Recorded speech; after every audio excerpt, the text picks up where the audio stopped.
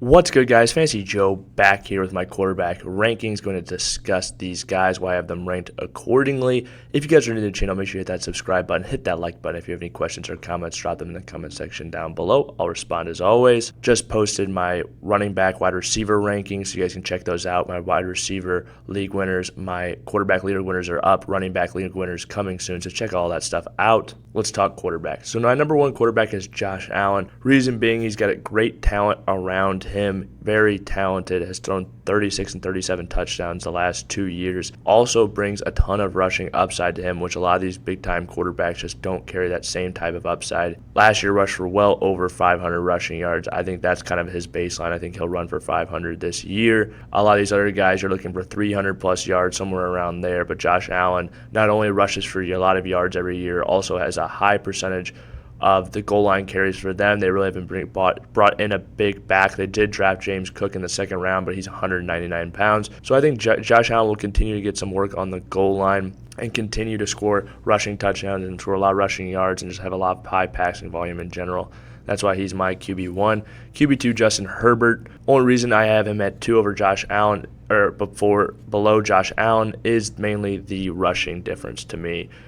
Josh Allen, I know, is just going to have more yards, more touchdowns in that category. I don't know if Herbert's going to be able to score enough passing yards and passing touchdowns higher than Josh Allen to make up for that rushing difference. Rushing really is a superpower in fantasy football. My number 3 quarterback, and no one has him ranked higher than me. I just checked Fantasy Pros to see who has him ranked the highest. Someone else does have him at 3, but I have him at 3 as well, and it's Russell Wilson. I think Russell Wilson's going to be a league winner this year. You can just check out my quarterback league winners video.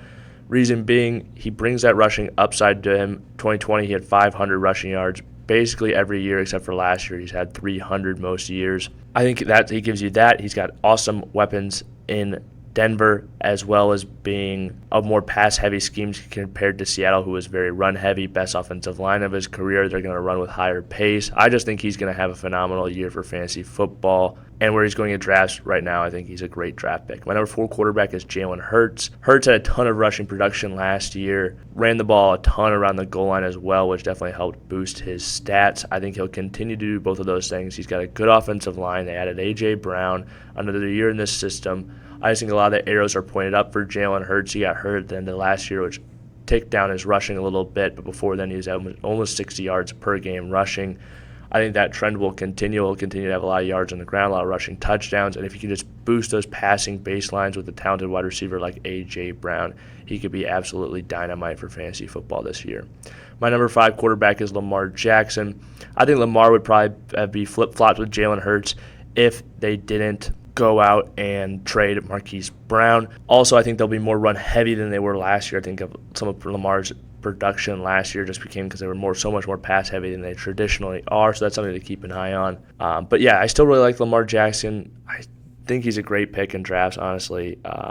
Really excited about him. My number 6 pick, and this is probably a guy maybe significantly lower on than most other analysts, and that's Patrick Mahomes. I'm really not trying to bury Mahomes here. I just think there's a lot of really good fantasy quarterbacks. I think Mahomes will be good for fantasy football, but when you look at, Tyreek Hill is gone, and now his number 1 wide receiver is MVS, Juju Smith-Schuster, or Sky Moore, a rookie. Just significantly worse options for him in the passing game, worse weapons, and that's why I downgraded him. Obviously, it's Travis Kelsey. Travis Kelsey is 33 years old, though. I just don't think he has nearly the weapons or the upside that he used to have. I still think he's going to be a good quarterback, could easily finish top 5, but I just feel like where he's going currently in drafts, I'm probably going to have 0 shares of Patrick Mahomes this season, to be honest with you. I still think he'll be a good fantasy football quarterback, but I'm going to pass on him. 7, Kyler Murray. I think another guy would be much higher on the list if things just worked out a little bit differently for him. Reason I have him at 7 is mainly the DeAndre Hopkins suspension.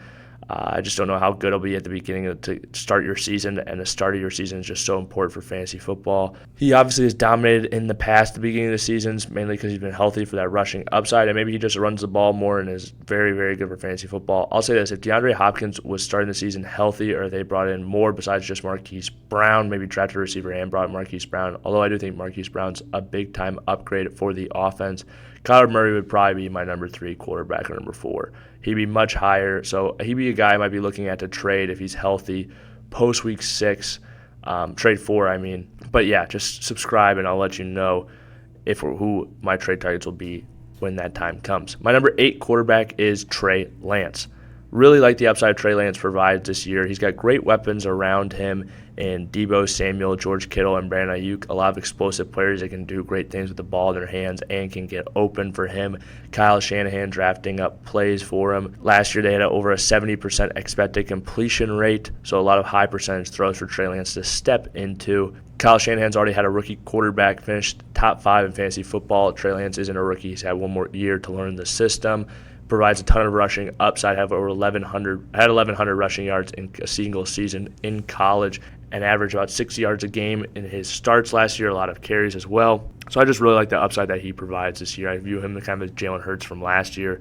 In a little bit of a better situation, though, and a little bit more talented of a player. He's a guy, too, I think could finish at 1 or 2 potentially if everything goes his way and he hits, especially some of the throws they've been showing from training camp. Really some impressive stuff from year 1 to year 2. It is training camp, though. I do expect him to be a little rough around the edges, but I think he would do it in a very different way, but the tools are there to have for Trey Lance to have a Patrick Mahomes-esque second year in the league for fantasy football.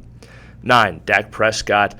The reason I have him ahead of Joe Burrow here, I'll talk about in a second, at 10, is just because the rushing difference. Dak Prescott, they said, is going to run the ball more this year. They've lost some weapons in the passing game. That's why he's down here at 9. I was very high on him last season. Disappointed slightly, although it was still good for fantasy football. I think he had 40 passing touchdowns as well.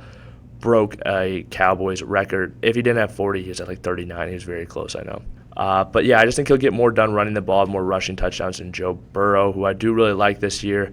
Probably won't get many shares of him. He's just going so high in drafts. Honestly, I just don't like to draft guys super high that don't run the ball at all. It worries me. If you're going to draft someone who doesn't run the ball, though, you want it to be someone like Joe Burrow's extremely talented, has 70% completion rate last year, has weapons around him like T. Higgins, Jamar Chase, Tyler Boyd in the slot, Joe Mixon in the backfield. Not great in the passing game, but still a solid option and a good offense. Vastly improved offensive line. I do think if they come out and they're more throw heavy, which they could be, I think that's the biggest thing I would look for Joe Burrow. If they pick up this pace that they had last year and they start to be a little more pass heavy like they were his rookie year, now that they have the improved offensive line, Joe Burrow could finish top 5. But if you're not going to run the ball, you need to throw about 40 touchdowns to finish top 5. 11, Tom Brady. Similar situation to Joe Burrow, just doesn't have the rushing upside to me. He does throw the ball an absolute ton, though, over 700 attempts last year. I just think the weapons have been downgraded this year. Antonio Brown's gone. Rob Gronkowski's retired. Chris Godwin's banged up probably to start the season. I don't think he'll be fully himself this year. Still has Mike Evans, though. Still has Julio Jones. They went out and acquired him. I think he'll have a strong fantasy football season, but I'm just not all in on Tom Brady this year.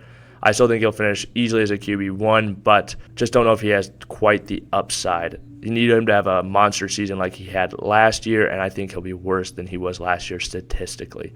My number 12 quarterback, I think this guy could be underrated for fantasy football, is Matthew Stafford. He's down here, though. The elbow injury is a little worrisome, but they brought in Allen Robinson. I think that's a nice upgrade for them at that wide receiver 2 spot. They could potentially sign Odell Beckham Jr. That would be November down the road, so that's a big question mark regardless, but had 41 passing touchdowns, almost 5,000 passing yards last year.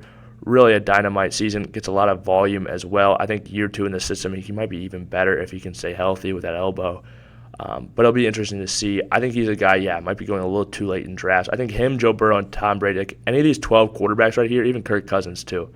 If I leave my draft with any of these guys, I feel good. Like I really do, because Kirk Cousins, who I'll talk about now, they're going to increase the volume of passes now that Mike Zimmer's no longer the coach, going to more of a pass-heavy scheme with Kevin O'Connell now in town from that Rams system. I think that's going to definitely benefit Kirk Cousins.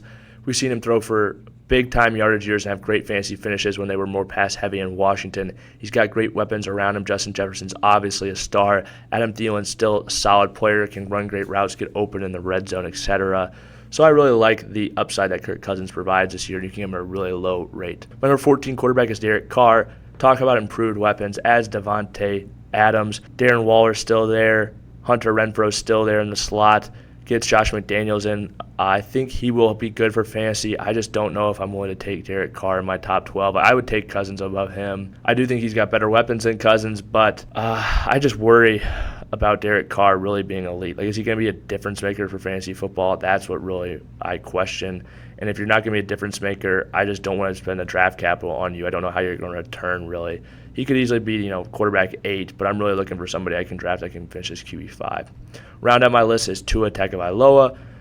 This is mainly just due to his weapons. He'd have to take a major step, even I feel like, to finish here in fantasy football. But when you've got Jalen Waddle and Tyreek Hill, two of the fastest, most explosive playmakers in fantasy football, and just football in general, really, and you bring in Mike McDaniel, I think they're going to come up with a scheme similar to what they do in San Francisco, where they keep that expected completion percentage high. They use Tua's short accuracy to get the ball into those playmakers' hands early and often, and then try to break people's back with a few calculated deep shots with the weapons that they have. Obviously, there's Mike Gesicki as well, another talented tight end.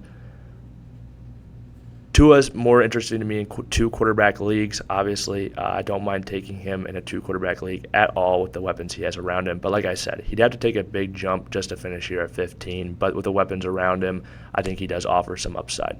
If you guys have made it to this point in the video, please hit that like button, hit that subscribe button. If you have any questions or comments, drop them in the comment section down below. I'll respond as always. This has been Fantasy Joe. Thank you guys for watching.